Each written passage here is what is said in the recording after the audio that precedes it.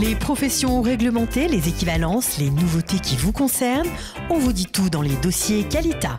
Les dossiers Qualita, pour en savoir plus sur l'ALIA.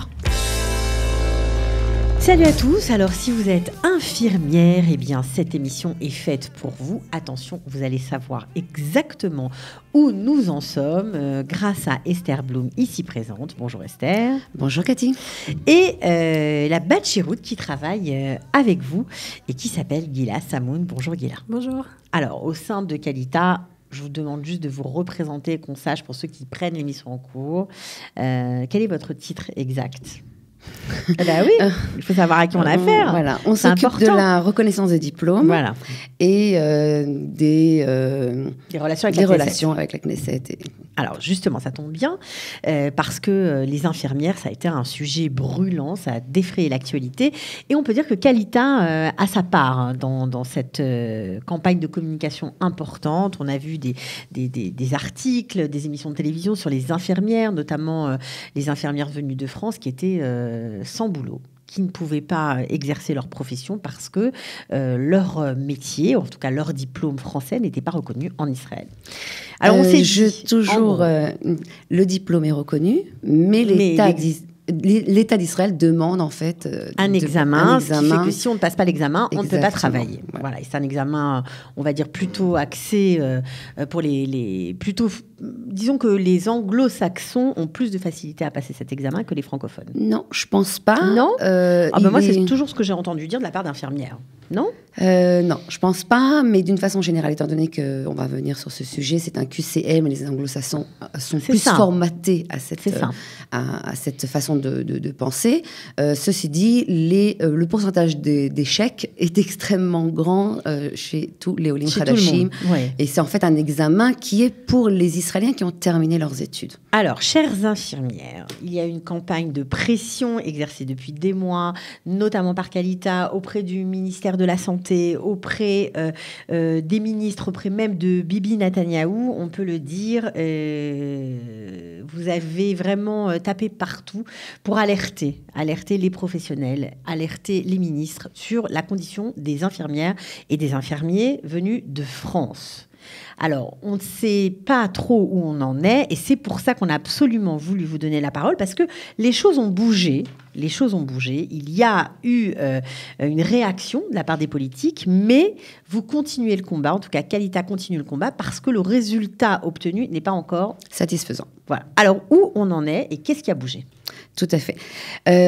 Donc, justement, suite à toutes ces batailles et ces discussions, ces réunions, ces pétitions, et on remercie toutes les personnes qui ont signé. Il y a quand même 1000 personnes, et une pétition qui est sortie, qui a vraiment aidé dans les pourparlers. C'était une pétition pour annuler l'examen ? Pour annuler l'examen. D'accord. Tout à fait.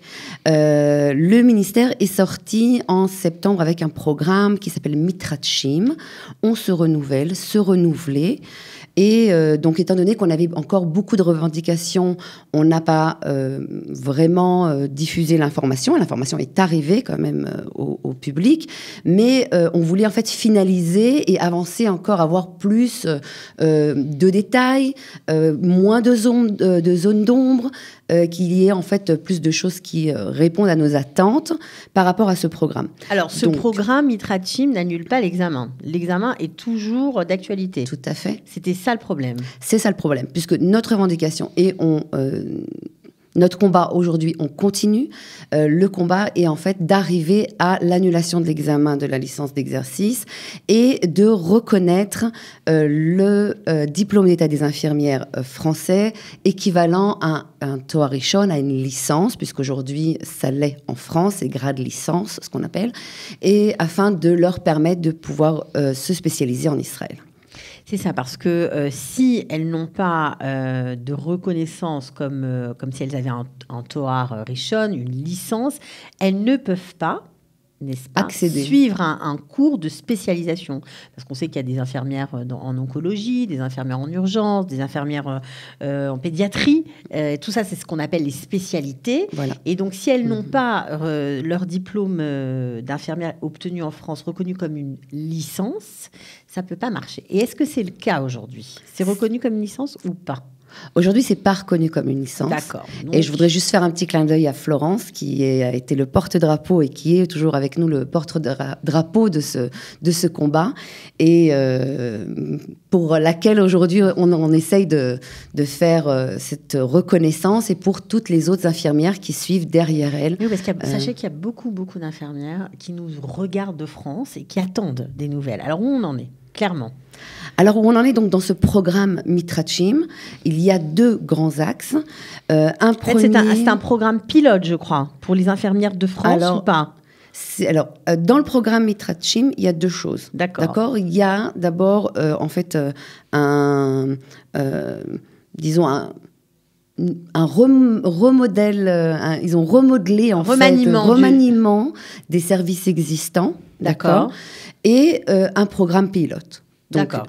Gila va nous expliquer en fait de quoi il s'agit concernant ce remaniement en fait des services existants pour pouvoir accéder à l'examen de la licence. Alors Gila. Alors voilà, le programme Mitrachim, qui veut dire se renouveler, est un programme d'accompagnement et de suivi personnel des infirmiers et infirmières de France.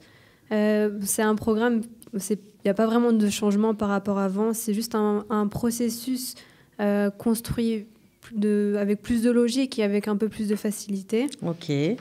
Alors, ce programme a plusieurs étapes. Donc, il y a l'étape pré-ALIA. Donc, c'est avant l'ALIA permet de se préparer.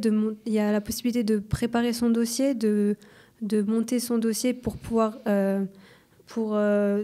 pour vérifier l'éligibilité à l'examen qui se fera en Israël. Pour vérifier si on peut passer l'examen. Exactement, d'accord. Pour permettre d'avancer dans les procédures, de construire le dossier en fait. Ok. Et ensuite, il y a aussi un examen online à passer. C'est un examen qui peut se faire autant de fois qu'on le souhaite. Veut. C'est bien ça. Et c'est un examen qu'on peut commencer à faire en France. Et c'est un examen qu'on peut passer à la maison vu que c'est un examen online. Et un point important, c'est la préparation à l'hébreu. Il faut savoir qu'il faut un niveau guimel pour pouvoir exercer en Israël. Donc, c'est important de se préparer et de suivre un ulpan en France, étant donné qu'en France, on peut avoir un certain rythme qu'on connaît. Donc, c'est plus facile de s'organiser pour aller à l'ulpan voilà. et faire les choses graduellement, pour on va dire. Pour avoir un poids en moins en arrivant en Israël. Exact. Donc, une fois arrivé en Israël, donc il y aura un premier ulpan qui sera suivi. Après cet ulpan, le ministère de la Santé, en coopération avec le ministère de l'Alia et de l'Intégration, a mis en place un cours préparatoire. À l'examen. Un cours préparatoire à l'examen, exactement. Ce cours se fera en hébreu et se tiendra 2 fois par an. Et faut savoir que ces cours sont sujets à de nombreux... il faut savoir qu'il faut un minimum de participants à ces cours pour pouvoir s'inscrire. D'accord, donc ça veut dire qu'on a prévu, enfin en tout cas le gouvernement a prévu un cours, mais s'il n'y a pas suffisamment d'infirmières qui s'inscrivent, il n'y aura pas de cours. En gros, c'est ça. Voilà. Ça fait que c'est quoi le minimum requis? On sait ou pas? Une dizaine de personnes? Une quinzaine de personnes. Ils se sont aussi engagés à mettre des cours peu partout dans le pays. Ça, c'est chouette. Pour pouvoir, toujours, d'après le nombre d'inscrits. Et donc, ça va dépendre aussi, pas seulement des infirmières françaises, mais de l'ensemble des infirmières. Donc, tout ça, c'est pour se préparer à passer l'examen théorique. Théorique, tout à fait. L'examen existant. D'accord. Et ce cours sera financé par le ministère de l'Alia et de l'Intégration et fournira aussi une aide financière pour les infirmières. Alors, est-ce que ça va faire partie du programme de vouchering, ou ce sera quelque chose d'autre? On ne sait pas encore.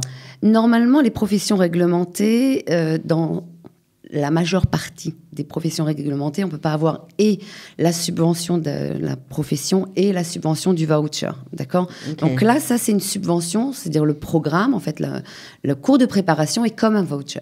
D'accord, ok, très bien. D'accord, donc ça, c'est... Mais il y a des possibilités de vérifier après si on a besoin de...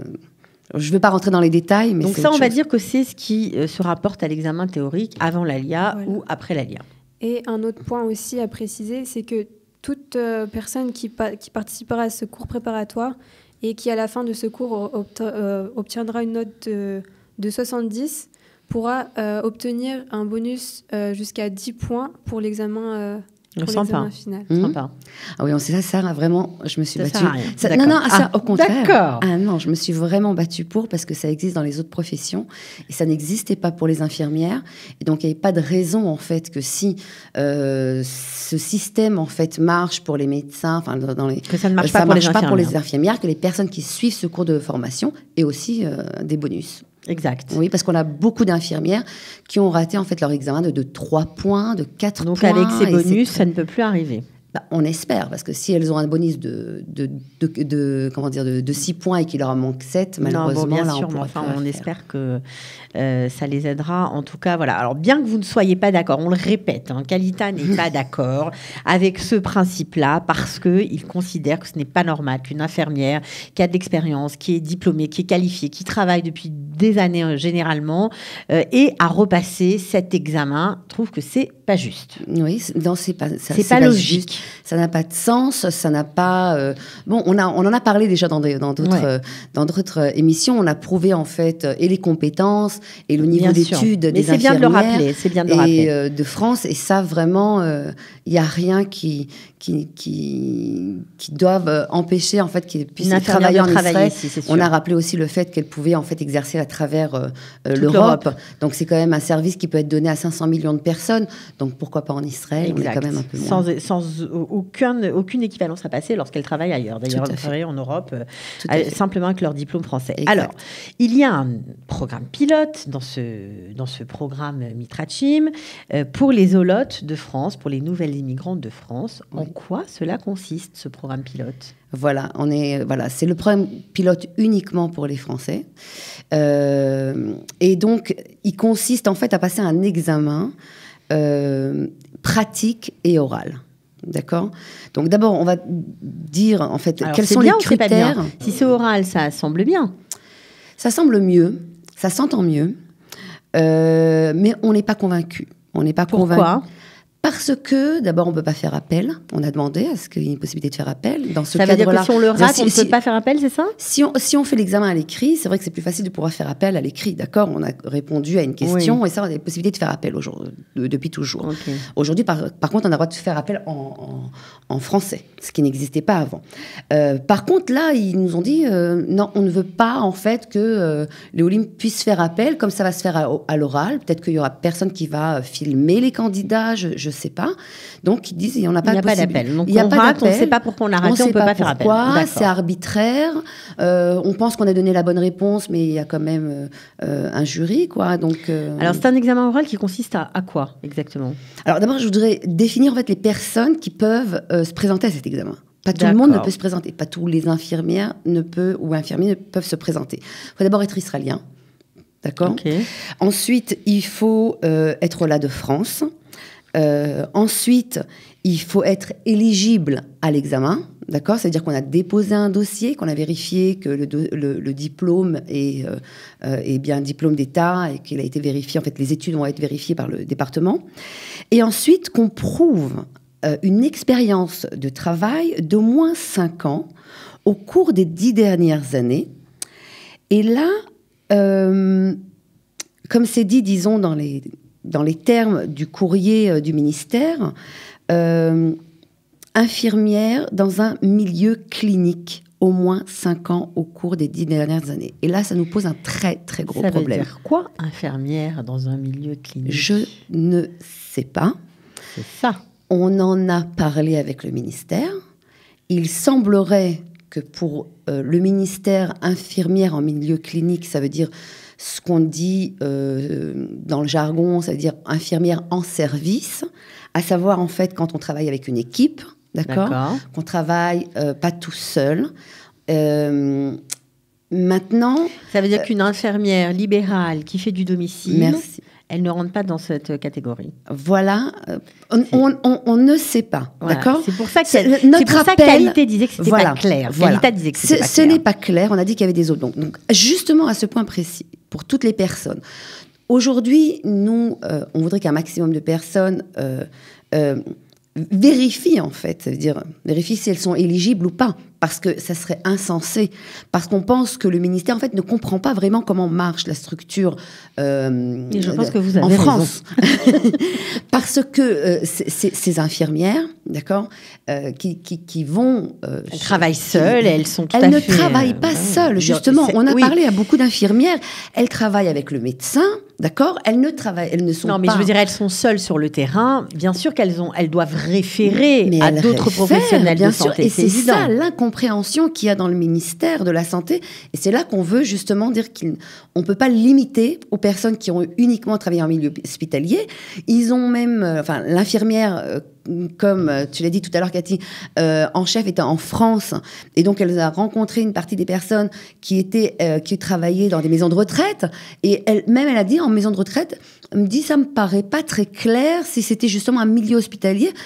Département gériatrique dans une maison de retraite en France. Ah, une infirmière. C'est une infirmière et elle travaille comme dans un milieu hospitalier.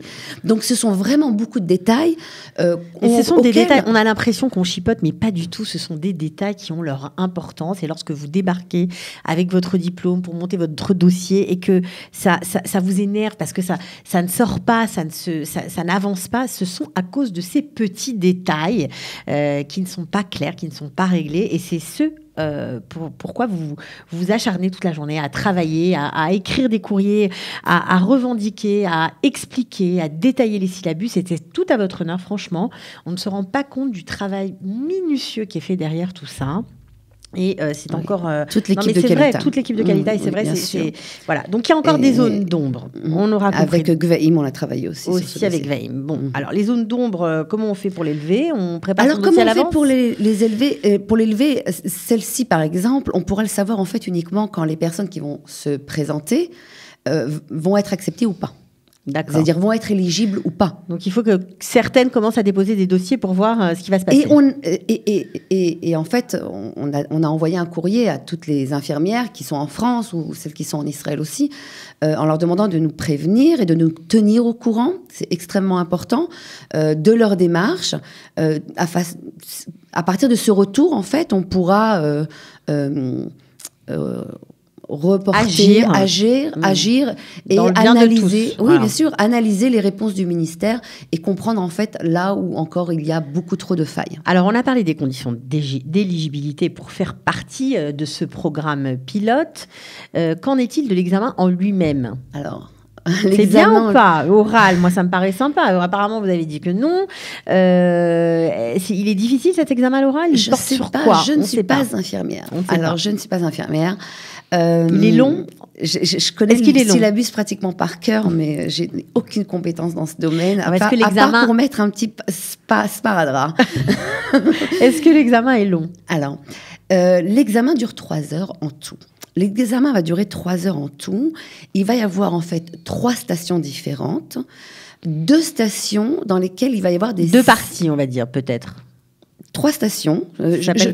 Traduisez. Je lis ce qui est écrit sur le courrier. D'accord. Je ne veux pas l'interpréter. Je ne peux pas l'interpréter. On essaye d'avoir plus de détails, mais très important à signaler, il y a une journée de préparation à cet examen puisqu'on a demandé et ça a été accepté. Formidable. Voilà, on vous donnera après le calendrier qui était extrêmement important de suivre. Il y a un calendrier qui est très très rapide pour pouvoir postuler, en fait, déposer une demande. Donc, on parlait du contenu. 3 stations. 2 stations qui sont des scénarios avec des études de cas. Je pense à l'oral. Donc il va y avoir tout à l'oral. D'accord. Donc c'est des scénarios cliniques. Je pense que les infirmières savent ce que c'est. D'accord. Un scénario clinique. On va leur exposer une situation. Et elles vont devoir expliquer ce qu'elles vont faire dans cette situation. On va leur poser des questions. Il va y avoir 3 personnes dans le jury. Ça va se passer 2 fois. D'accord, en 45 minutes. Il y a 2 stations comme ça. L'examen est en hébreu, avec une possibilité en fait de pouvoir parler un petit peu avec disons, des mots en latin, enfin, d'essayer de se faire comprendre avec des gestes. En général, ils ne sont pas trop vaches. Les termes professionnels, je pense qu'ils sont internationaux, et donc il y aura une possibilité de se faire comprendre. Ceci dit, tout de même, 45 minutes d'examen 3 fois de suite dans la même journée. Il faut avoir tenir la distance. Il faut tenir, mais je suis sûre que nos infirmières tiendront. Et celles qui vont le faire, ça pourront le faire la main levée. Donc ça, c'est les 2 premières stations. D'accord ? Et la 3e station, c'est une station de procédure. C'est-à-dire qu'on va leur demander justement de faire des procédures. Et donc, il va y avoir des fantômes, d'accord ? Des mannequins. Des mannequins. Okay.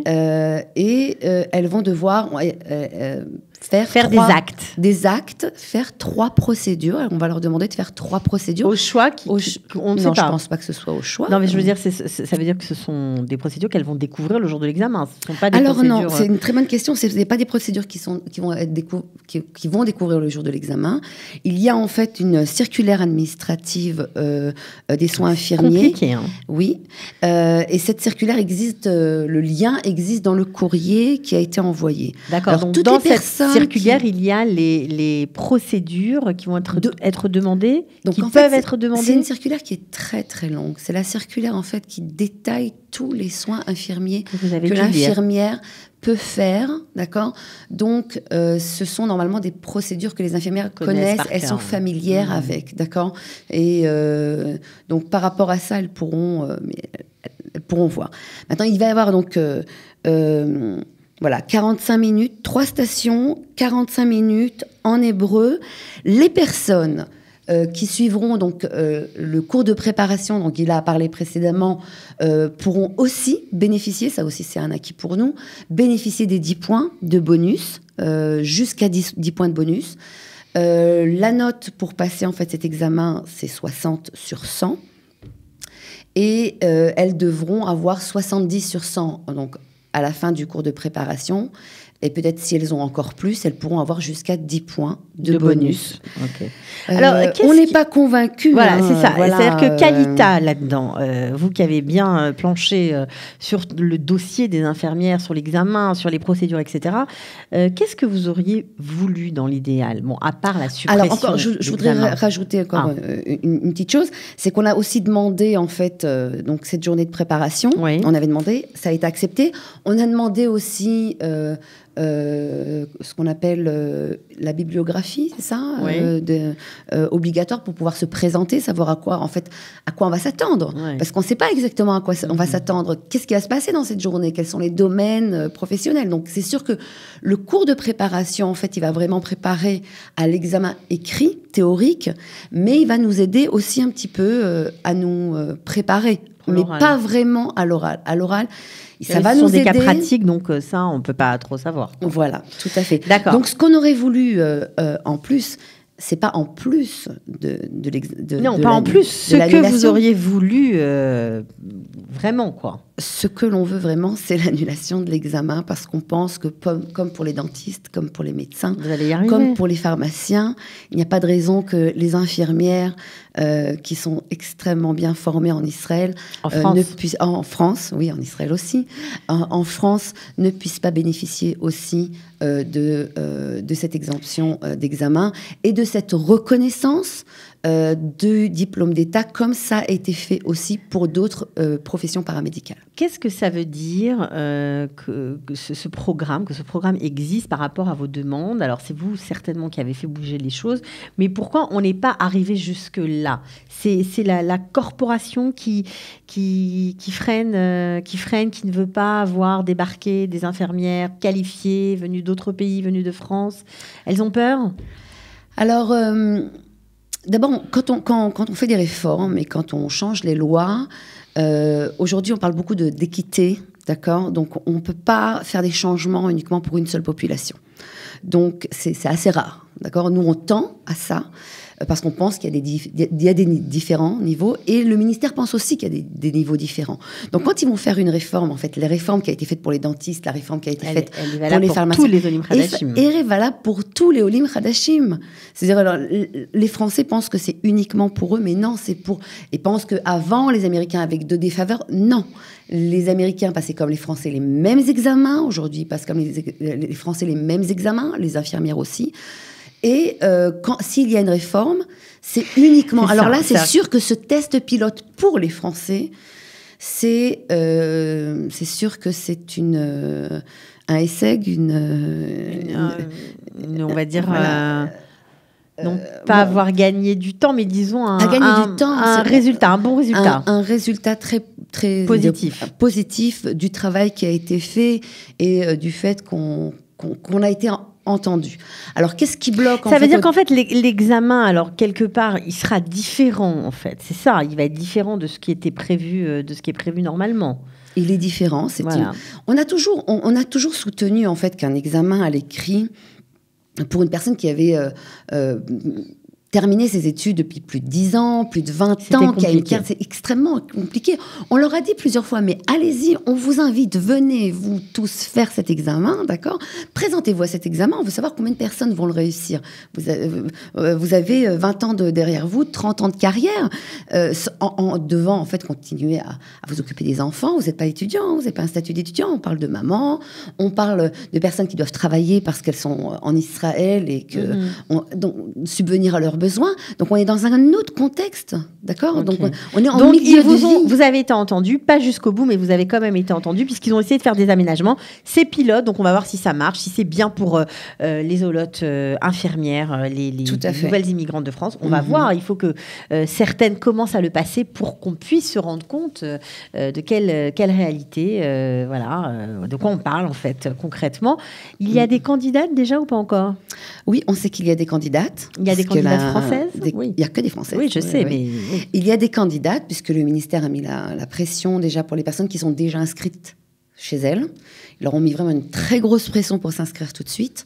Les personnes qui n'ont pas encore ouvert de dossier doivent le faire au plus rapidement possible. On va passer sur le calendrier, d'accord ? Et donc, à partir du moment où elles vont en fait se présenter, elles doivent s'inscrire au plus vite. Alors, le calendrier, quel est-il ? Le calendrier, tout d'abord. Dernière date pour déposer un dossier, si vous n'avez jamais déposé de dossier. Qu'on soit en France ou en Israël, ou il faut être arrivé forcément ? Parce qu'il faut être israélien. Donc... notre demande est que les personnes qui ne sont pas israéliens et qui veulent se présenter à ce dossier, à cet examen, puissent le faire. Donc, s'il y a quelqu'un qui veut le faire et qui veut déposer un dossier, faites-le. On est là pour vous soutenir, même si d'après le règlement, ce n'est pas le règlement. Le règlement, c'est uniquement pour les personnes qui ont une Théodat Zéhout, qui ont déjà fait le changement. Si quelqu'un veut se présenter à l'examen, appelez-nous et on fera tout pour pouvoir vous permettre de passer ce test pilote. Super. Alors les dates. Donc voilà, les dates, rapidement, prenez un stylo, prenez une feuille, prenez note. Dernière date pour le dépôt du dossier, de l'ensemble du dossier avec tous les diplômes et la demande d'être reconnu, d'accord, comme éligible, c'est le 1er février 2018. Donc c'est dans demain. Très peu de temps. Oui, okay. Parce que ça prend du temps à monter un dossier. Donc vraiment, vous mettez tout de côté et vous montez votre dossier. C'est la dernière date pour présenter. Dernière date ensuite pour s'inscrire à l'examen, c'est le 1er mars. Okay. D'accord. Ensuite, la préparation à l'examen va se tenir le 7 mars. Où ça ? Dans quelle ville ? C'est à Safarofé. À Safarofé, oui. C'est-à-dire ? À l'hôpital... non, c'est pas l'hôpital d'Safarofé. Dans le centre du pays. Dans le centre du pays, d'accord. Voilà. Okay. Dans un des centres du ministère. D'accord. Ouais. Et ensuite, l'examen lui-même, c'est le 17 avril 2018. D'accord. Voilà. Maintenant, si je ne me trompe pas, le 25 avril, si je ne me trompe pas, quelques jours après, se tient l'examen écrit et théorique. Le fait de s'inscrire à l'examen oral n'empêche pas les personnes qui le désirent de se présenter à l'examen écrit. De faire les deux en même temps. De faire les deux. Ça, l'un n'empêche pas l'autre. Ok. D'accord ? Bon, un dossier compliqué, mais pourtant, vous vous battez et je suis sûre qu'on va y voir de plus en plus clair. En tout cas, les explications que vous avez données toutes les deux aujourd'hui, je pense que ça va sûrement en aider beaucoup. Donc, si vous êtes infirmière, faites un petit clic en arrière et réécoutez toute la vidéo pour être au courant de ce qui vous attend.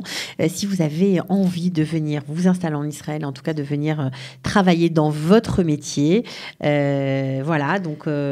Alors, pour les personnes qui veulent plus de renseignements, qui n'ont pas reçu les différents documents du ministère qui ont été traduits en français, qui veulent une aide pour présenter un dossier, ils peuvent se tourner vers nous. Vous rentrez sur le hub-emploi.org.il, il y a une fiche d'inscription, vous remplissez la fiche d'inscription et on revient vers vous le plus rapidement possible. Bon, ben alors comme ça, avec une aide pareille, moi je vous dis, vous allez décrocher l'examen haut la main. Merci beaucoup et puis continuez bien à travailler. Vous venez nous parler de la suite des événements prochainement ? Bien sûr, toujours. Bon, formidable. On n'hésite pas, Cathy. Ok, à bientôt. Ciao, ciao. Au revoir.